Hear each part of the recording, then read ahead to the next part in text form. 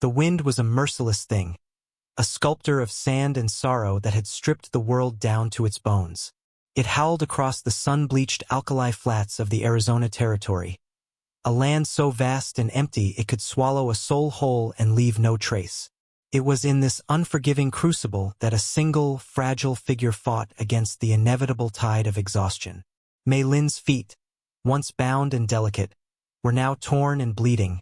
Her silken tunic, a relic of a life that felt a century gone, was tattered and stained with the dust of her desperate flight.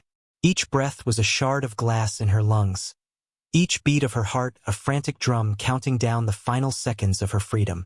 Behind her, in the haunted landscape of her memory, were the shadowed faces of men whose cruelty was a language she had been forced to learn. The primary author of that cruelty was a man named Chong, a name that tasted like bile and fear. He was the master of the gilded cage from which she had escaped, a place in San Francisco where opium smoke and despair hung heavy in the air. He did not see her as a person, but as a porcelain doll, a beautiful object he had purchased and owned. To him, her defiance was not an act of will, but a flaw in the product, one he intended to correct with brutal finality.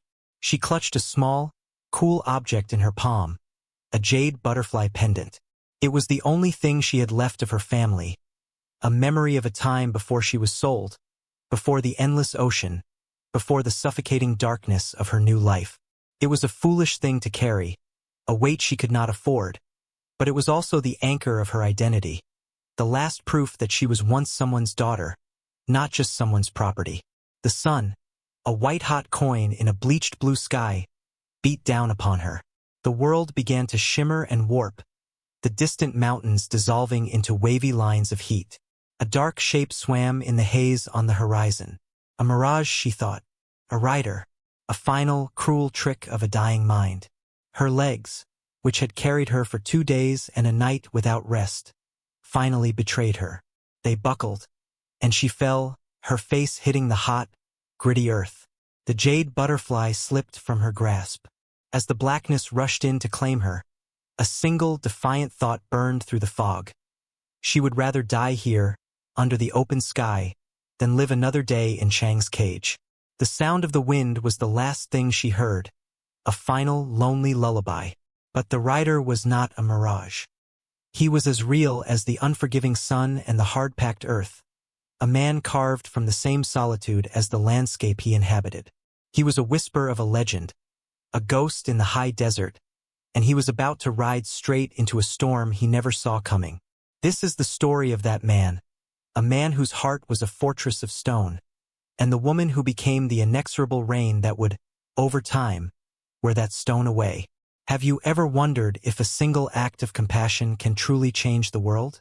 Or if two broken souls, lost in the vast wilderness of their own pain, can find their way back to the light by holding on to one another? This is a story about the kind of love that doesn't blossom in a manicured garden, but pushes its way through the cracked, dry earth of the frontier, a testament to the fact that hope can take root in the most desolate of places. It is a story of redemption, of a quiet man haunted by his past who found his future in the eyes of a stranger. It is a story of resilience, of a woman who was treated as a possession but discovered a warrior's spirit within herself. Jedediah Stone was a man who spoke the language of silence and solitude. His world was the 100-acre spread of rock and dust he called a ranch, a place he had carved out of the wilderness with his own 2 hands, a monument to a life he had lost. He was checking the southern fence line, a ritual as ingrained in him as breathing, when he saw it. At first, he thought it was a bundle of discarded rags, a splash of incongruous color against the monochrome palette of the desert. But as his horse, Goliath, drew closer, the shape resolved itself into the form of a woman. She was lying face down, terrifyingly still, a small, vibrant stain on the canvas of the desolate earth. His first instinct, a cold and hard thing born of bitter experience, was to turn away. Trouble had a way of finding people in this land, and he had had enough trouble to last a lifetime. He had buried a wife and a daughter in a small plot behind his cabin, victims of a fever that had swept through his world like a wildfire, leaving nothing but ash and memory. Since then, He had built walls around his heart so high and thick, he thought nothing could ever breach them. Yet he could not ride on. The part of him that was a soldier, a man who had seen the worst of humanity at Shiloh and Antietam, could not leave another human being to die under the blistering sun. It was not a choice, but a commandment etched into the core of his being. With a sigh that seemed to carry the weight of the entire sky, he dismounted. He knelt beside her, his movements economical and sure. He gently turned her over. She was young, Chinese, and breathtakingly beautiful. Even with her face pale and streaked with dust, her lips cracked and blue. Her clothes were fine silk, now ruined, a testament to a life far removed from this harsh reality. A flicker of life, a bare tremor in her throat, was the only sign she was not already gone. He saw the small jade butterfly lying in the dust beside her hand and picked it up, its coolness a strange contrast to the heat of her skin as he checked for a pulse. He slipped the pendant into his pocket, a silent promise to return it. He was a man of few words, and he offered none to the unconscious woman as he lifted her into his arms. She was lighter than a sack of feed, a fragile bird with broken wings. He settled her in front of him on the saddle, her head lolling against his chest, and turned Goliath back toward the distant silhouette of his cabin, a lonely sentinel against the endless horizon. He was bringing a stranger into his sanctuary of solitude, a disruption to the carefully constructed peace of his exile. He didn't know who she was or what terror she was fleeing from, but as he felt the faint, shallow rhythm of her breathing against his ribs, he knew he had just invited the world, with all its chaos and pain, back into his life. He was riding into the heart of a storm, and for the first time in a long time, he felt a flicker of something other than grief. It was a cold, sharp feeling, like the first hint of winter on the wind. It was fear. The journey back to the cabin was a silent, somber procession. Jedediah held the unconscious woman carefully, his body a shield against the jostling gait of the horse. The sun began its slow descent, painting the western sky in brutal strokes of orange and purple, the colors of a fresh bruise. His cabin was not a home. It was a shelter, a fortress against memory. Built of thick pine logs he had felled himself, it consisted of one main room, a stone fireplace, and a small loft. It was Spartan, clean, and utterly devoid of softness. The only remnants of his past life were a worn rocking chair his wife, Sarah, had loved, and a small, crudely carved wooden horse on the mantelpiece, a toy he had made for his daughter Lily. He laid Mei Lin on his own cot, the only bed in the cabin. Her stillness was unnerving. For hours he worked with a quiet, focused intensity. He cleaned the cuts on her feet and hands, his touch surprisingly gentle for a man whose palms were calloused and scarred. He spooned water between her cracked lips, a drop at a time, watching for the faintest swallow. He brewed a thin broth from dried jerky and wild herbs. Its savory sent a strange intrusion in the cabin's sterile air. He did not know her name. He did not know her story. He only knew she was a life flickering on the edge of darkness, and a stubborn, deeply buried part of him refused to let it be extinguished.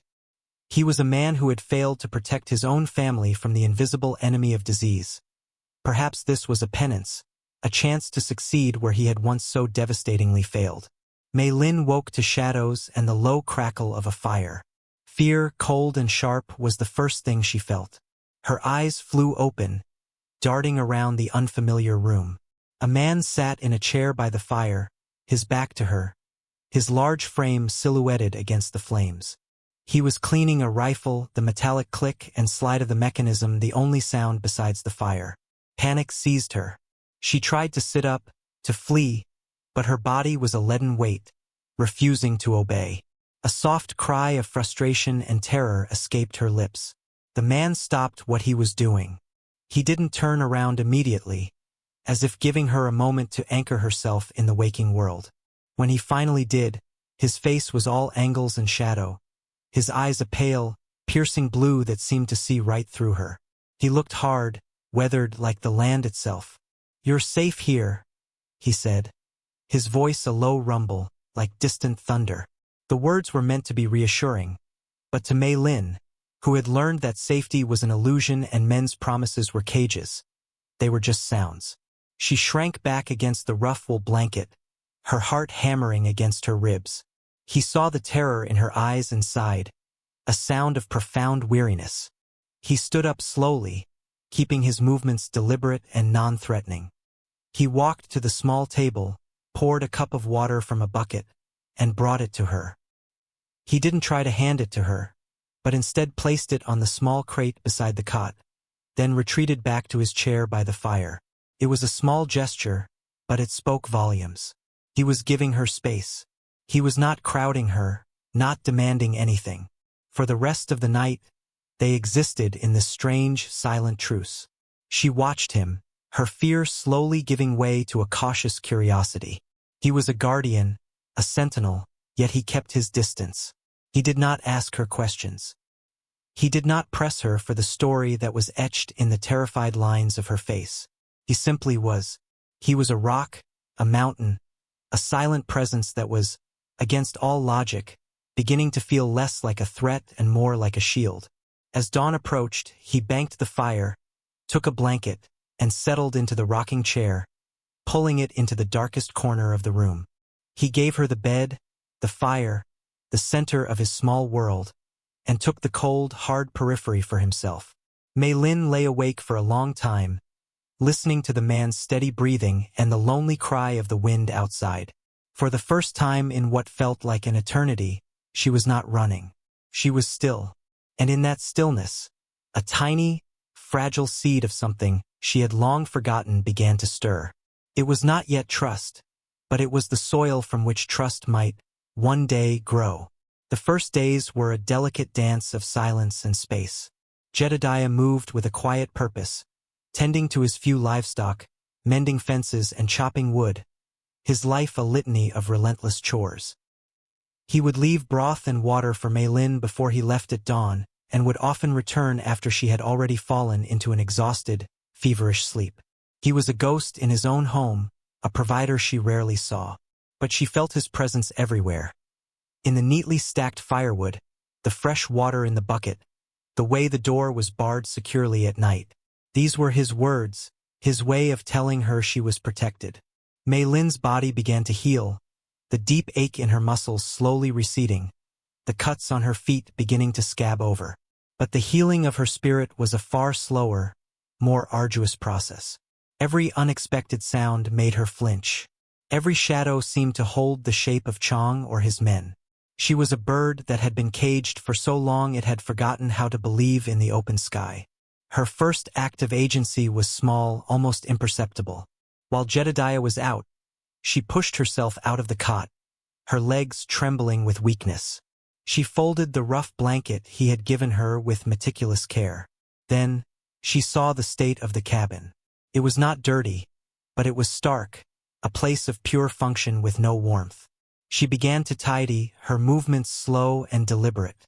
She swept the floor with a crude broom, wiped down the single table, and arranged the few tin plates and cups into a neat stack. It was a way of imposing order on the chaos of her world, a way of contributing, of saying thank you, in the silent language they now shared. When Jedediah returned that evening, he stopped dead in the doorway. He saw the swept floor, the ordered table, and Mei Lin, sitting upright on the edge of the cot, her eyes cast down. He said nothing. He simply nodded, a curt, almost imperceptible gesture. But for Mei Lin, it felt like a seismic shift. It was acknowledgement. It was acceptance. He walked to the mantelpiece and picked up the small, carved wooden horse. He held it in his palm for a long moment, his thumb tracing the worn wood, a universe of pain in the simple action. He then turned and held it out to her. It was not a gift, but a story, an offering. "My daughters," he said, his voice thick with an emotion he rarely allowed to surface. Her name was Lily. Mei Lin looked from the horse to his face, and for the first time, she saw past the gruff exterior to the profound, cavernous grief beneath. She reached out and gently took the horse, her small, slender fingers brushing against his calloused ones. It was the first time they had touched since he carried her from the desert. The contact was electric, a brief spark in the suffocating darkness of their shared pasts. "I am Mei Lin," she whispered, her voice still weak, but clear. It was the first piece of herself she had offered him. "Lily," she said again, testing the name on her tongue. "It is a beautiful name, like the flower." He nodded again, his throat too tight to speak. He turned away and busied himself with the fire, his back a rigid wall of control. But something inside that fortress had begun to crumble. She had given him her name. She had honored the memory of his daughter.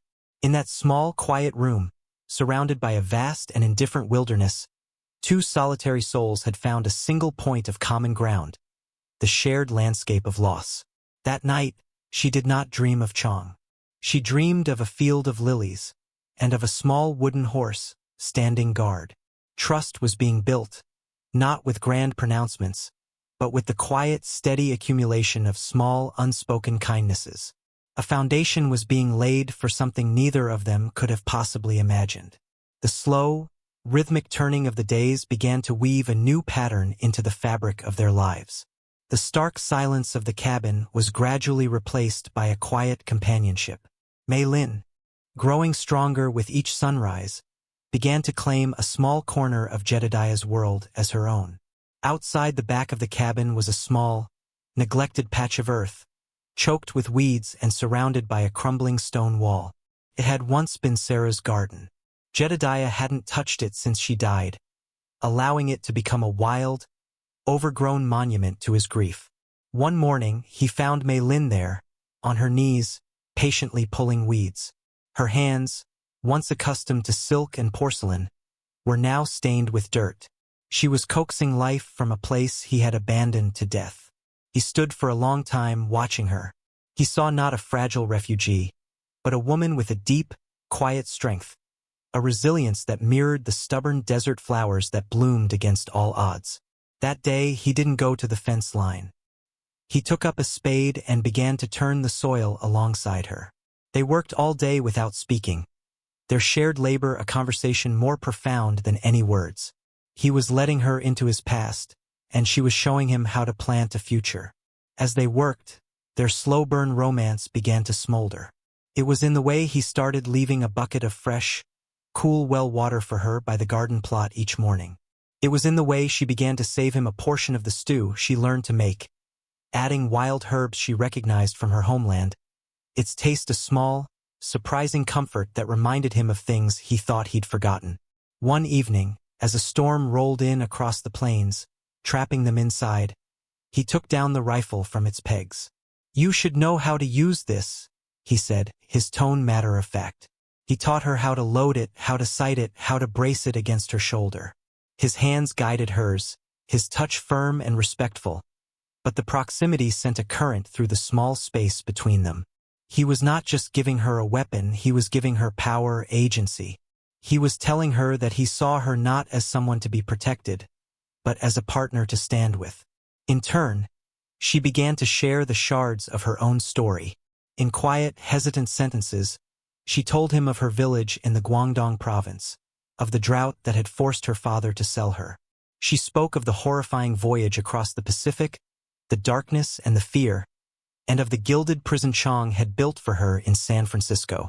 As she spoke, Jedediah listened, his jaw tight, a cold fury building in his chest. It was a righteous anger, the kind a man feels when the innocent are harmed. It was the protective fire he thought had been extinguished with his family.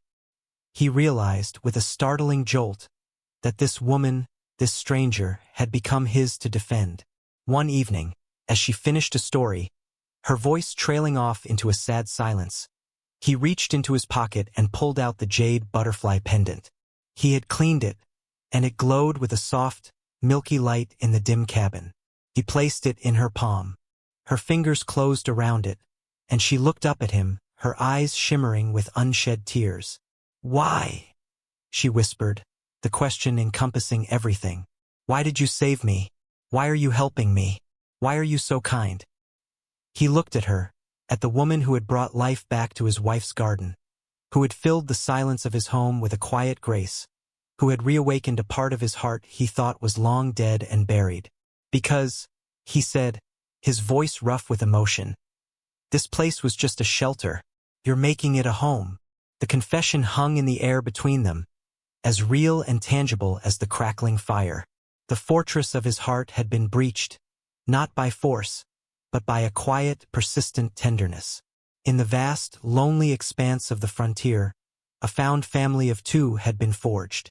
But the world they had escaped was not as far away as they believed, and the shadow of the tyrant was stretching long across the plains, preparing to reclaim what he believed was his.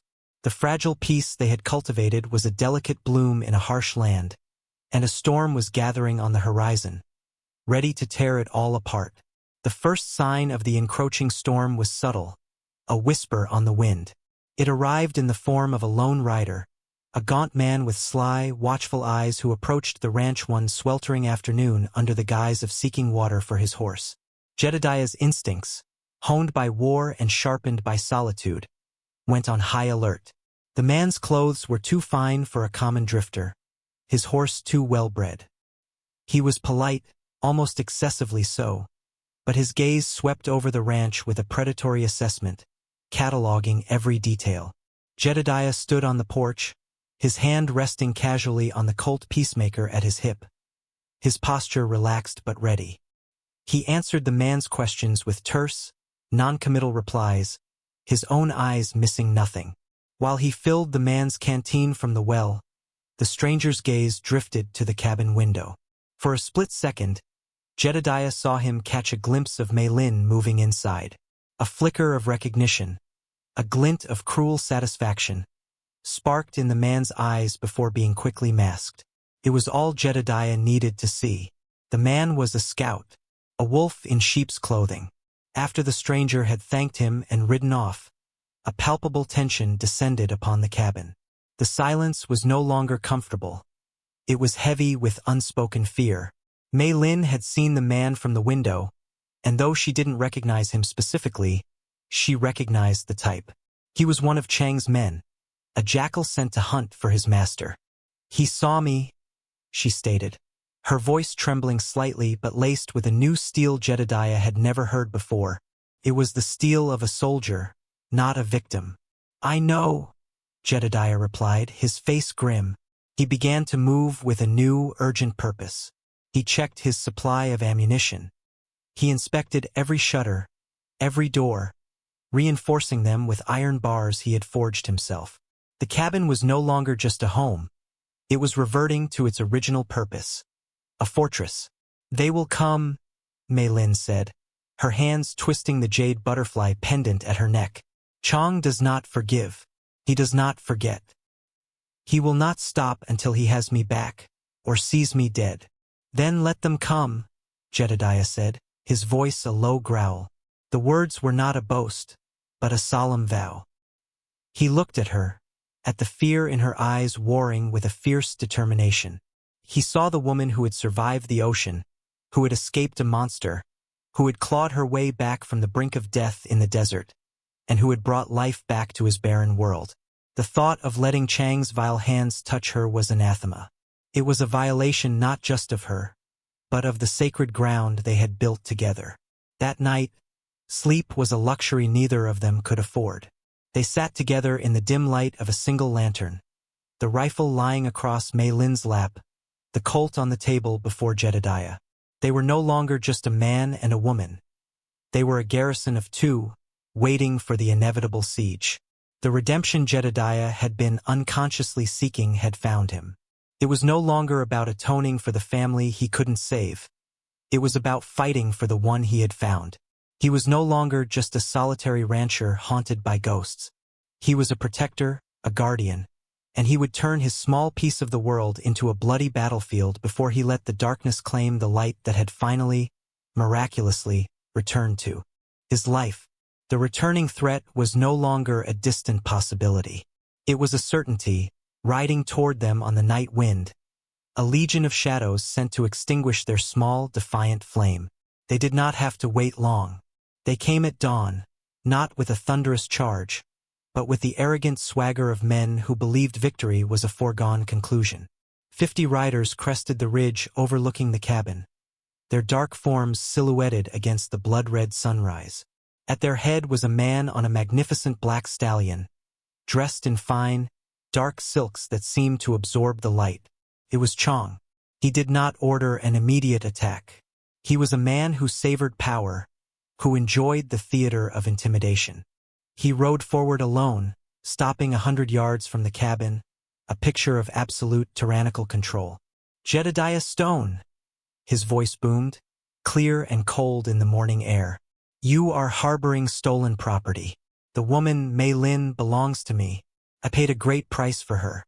Return her to me now, and I will give you $500 in gold and let you live." Jedediah stood behind the thick wooden door, peering through a small slit he had carved for this purpose. He could feel Mei Lin's presence beside him, her breathing steady, her fear controlled. "She is not property," Jedediah shouted back, his voice echoing with a fury that had been simmering for weeks. "She is a free woman, and this is her home." A cruel smile touched Chang's lips. "A home? This hovel? I offered her a palace of silk and jade. You offer her dust and squalor. You are a fool. I am a patient man, but my patience has its limits. I will have what is mine." Jedediah's response was not a word, but an action. He raised his Winchester, took careful aim, and fired. The shot was not meant to kill. It was a statement. The bullet kicked up a puff of dust just in front of Chang's horse. The stallion reared, but Chang controlled it with an iron hand, his smile tightening into a venomous sneer. "So be it," he hissed and raised his arm, signaling his men. The siege began. The gunmen fanned out, taking cover behind rocks and scrub, their rifles cracking, sending a hail of lead splintering against the cabin's log walls. Jedediah and Mei Lin were plunged into a maelstrom of noise and violence. But Jedediah was in his element. This was a soldier's work. He had chosen the location for his cabin precisely for its defensibility. He knew every rock, every dip in the terrain. His rifle became an extension of his will, each shot methodical and deadly. He wasn't fighting with wild abandon, but with the cold, calculated precision of a seasoned veteran. He moved from window to window, never staying in one place for too long, making them believe the cabin was defended by more than one man.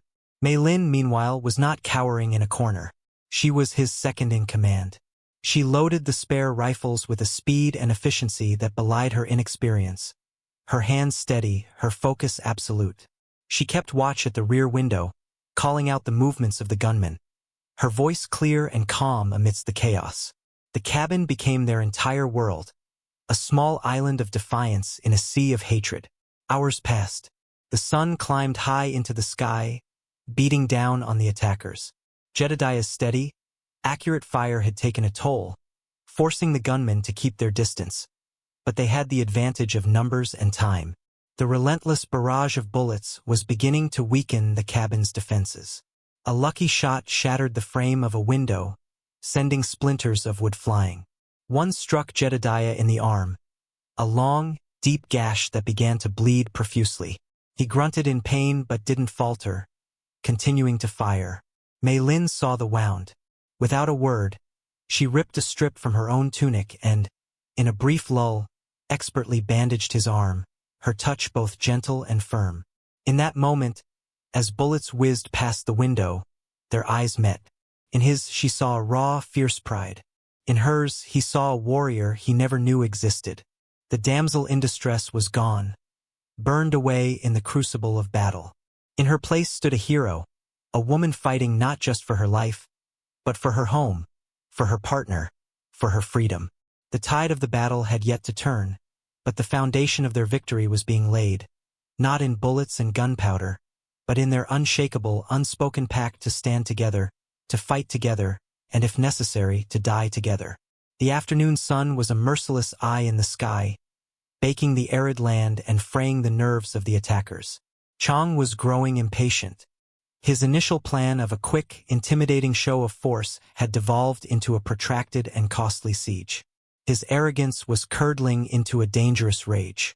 He ordered his men to press the attack, to breach the cabin at any cost. Under the cover of a relentless volley of fire, A half-dozen of his most loyal men rushed the front door, carrying a heavy log as a makeshift battering ram. The first blow shuddered through the cabin, the heavy oak door groaning in protest. The second blow splintered the wood. Jedediah, his wounded arm burning with pain, knew they couldn't withstand a third. "They're coming in!" he yelled, moving to brace himself against the door. It was in this moment of desperation that Mei Lin's transformation became complete. She was no longer just loading rifles. She was thinking, remembering. She recalled the stories from her village of how they used dried peppers to fend off wild animals.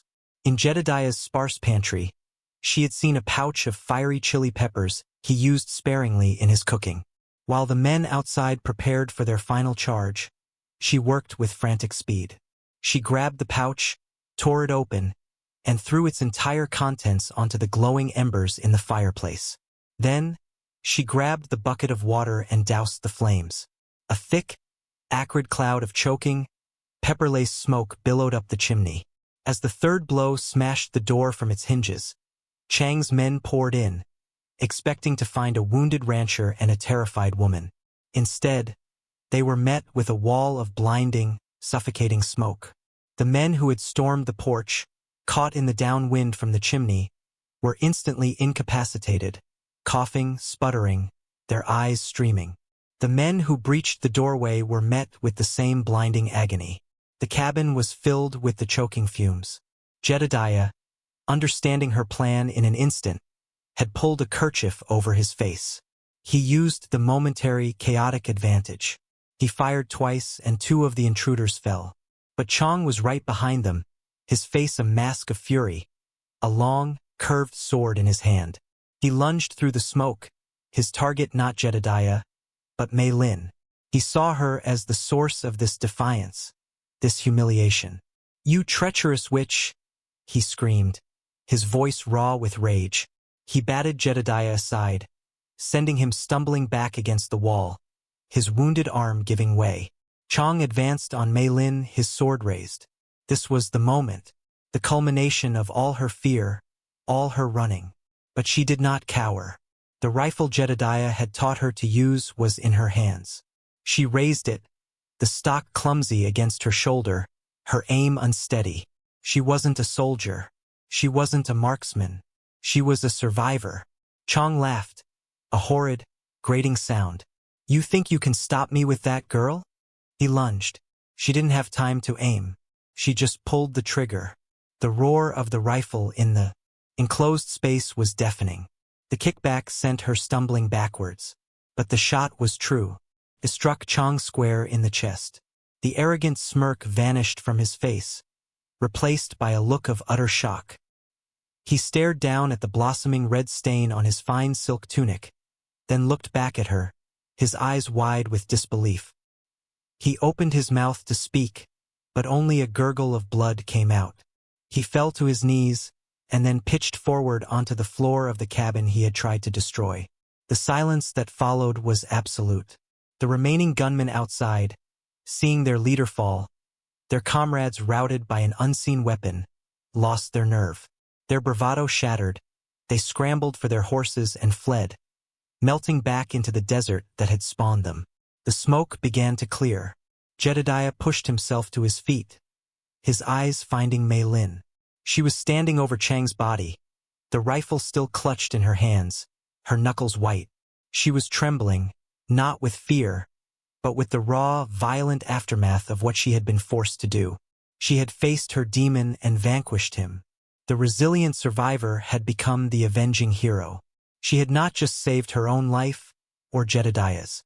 She had claimed her freedom with fire and lead, and in the smoldering ruins of the battle, she could finally, truly, begin to build her future. The silence that fell in the wake of the gunmen's retreat was more profound than any that had come before. It was a silence born not of emptiness, but of conclusion. It was the quiet hum of the world settling back onto its axis. Outside, the sun began to set, casting long, peaceful shadows across the scarred battlefield. Inside the cabin, the air was still thick with the smell of gunpowder and chilly smoke. Jedediah walked over to Mei Lin. She was still standing, the heavy rifle hanging from her hands, her gaze fixed on the body of the man who had been the architect of her suffering. Jedediah gently took the rifle from her and set it aside. Then, he did something he hadn't done since the death of his wife. He reached out and pulled her into his arms, holding her tightly as the tremors of shock finally racked her body. She buried her face in his chest and let out a single, shuddering sob, a sound of grief, of release, of victory. They stood like that for a long time, two survivors holding each other up amidst the wreckage. Later, under the emerging stars, they worked together, cleaning up the grim evidence of the day's battle. They dragged the bodies of Chong and his men away from the cabin, a grim and necessary task. They did not speak of the future. They did not need to. The future was here, in the shared work, in the quiet understanding that passed between them. They had been tested by fire, and their bond had been forged into something unbreakable. The next morning they began to rebuild. Jedediah, with Mei Lin's help, repaired the shattered door, mended the broken window frames, and cleared the debris. Each nail hammered into place was an affirmation of their new life. Each piece of wood set right was a testament to their shared resolve. The cabin was no longer just a fortress or a shelter. It was truly their home, consecrated by their shared courage. And so, we come to the epilogue of their story. Let us step forward 5 years in time. The Arizona sun shines down on a ranch that is no longer a monument to grief, but a thriving testament to life. The log cabin still stands, but it has been expanded. A new room has been added, and the porch wraps all the way around.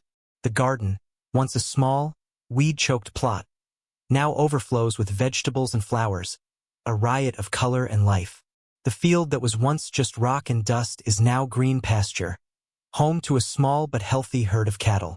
Jedediah Stone is no longer the solitary, haunted man he once was. The harsh lines on his face have been softened by laughter. His pale eyes now hold a deep and abiding warmth. He stands on the porch, watching a woman tend to the garden. It is Mei Lin. She moves with a confident grace, her hands no longer stained with just dirt, but with the juices of the ripe tomatoes she picks. She is radiant, her face filled with a peace that once seemed impossible. A small boy, about 4 years old, with his father's piercing blue eyes and his mother's jet-black hair, runs across the yard, chasing a wooden horse. His laughter, bright and clear, echoes in the canyon. He is their son, a child of two worlds, a symbol of the love that bloomed in the most unlikely of places. Mei Lin looks up from her work and her eyes meet Jedediah's across the yard. The smile they share is a story in itself, a silent conversation that speaks of shared trials, deep love, and a hard-won peace. The stoic protector and the resilient survivor had found more than just safety with each other.